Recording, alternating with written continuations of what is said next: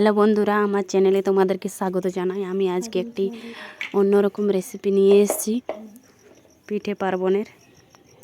আমি প্রথমে একটা বলে আমি চালের গুঁড়ো নিয়ে নিয়েছি, তাতে হলুদের গুঁড়ো আর স্বাদ মতো লবণের গুঁড়ো আমি দিয়ে দেবো এটাতে।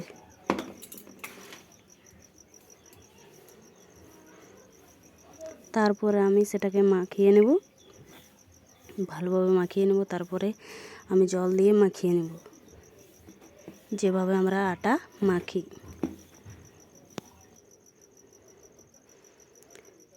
ক্যামেরা ধরতে আর মাখতে অনেক অসুবিধা হচ্ছে, তো ওই জন্য একটা হাতে ক্যামেরা একটা হাতে মাখতে হচ্ছে। আমার তৈরি হয়ে গেছে ব্যাটারটা, আমি রেখে দেব। আমি আগে থেকে মাংস করে রেখেছিলাম, তাই সেটাকে সাইডে রেখে দিয়েছি।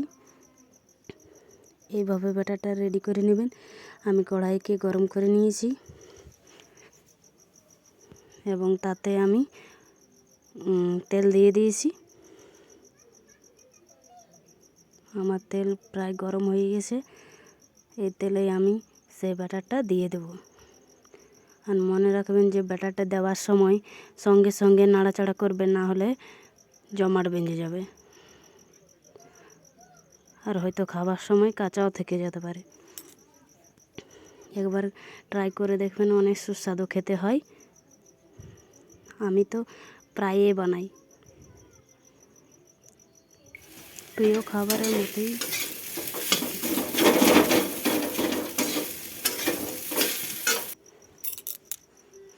এরকম করে নাড়াচাড়া করবেন, ভালোভাবে মিশিয়ে নেবেন। তারপরে একটা ঢাকনা দিয়ে ঢাকিয়ে নেবেন। 5 মিনিট পর আবার ঢাকনাটা খুলবেন, এইভাবে নাড়াচাড়া করতে লাগবেন।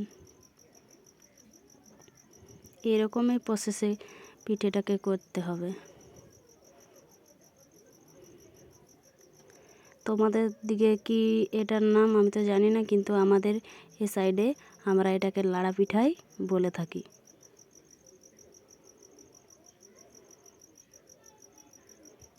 এরকম করে করে আমি ভেজে নিয়েছি।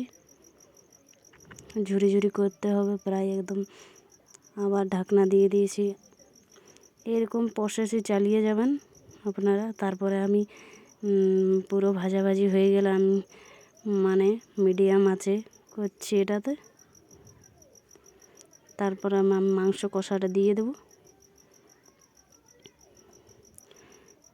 এটা ভাজা না হলে আমি মাংসটা কীভাবে দেবো? এবারে আমি মাংসটা দিয়ে দিচ্ছি, দিয়ে দিয়েছি মাংসটা। আবারও মাংসটা দেওয়ার পরে আমি সেভাবে কীভাবে প্রসেসে যাব।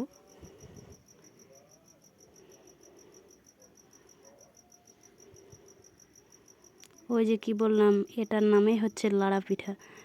যত নাড়বেন তত মজা হবে খেতে। পুরো হাত ব্যথা হয়ে গেলেও কিছু করার নেই, কিন্তু খাবার সময় অনেক মজা লাগে। একবার ট্রাই করে দেখবেন বন্ধুরা, ভালো লাগবে না আপনাদের। দেখুন বন্ধুরা কীভাবে কীরকম দেখাচ্ছে, অসাধারণ। একবার বানিয়ে খাবেন তো বাড়িতে।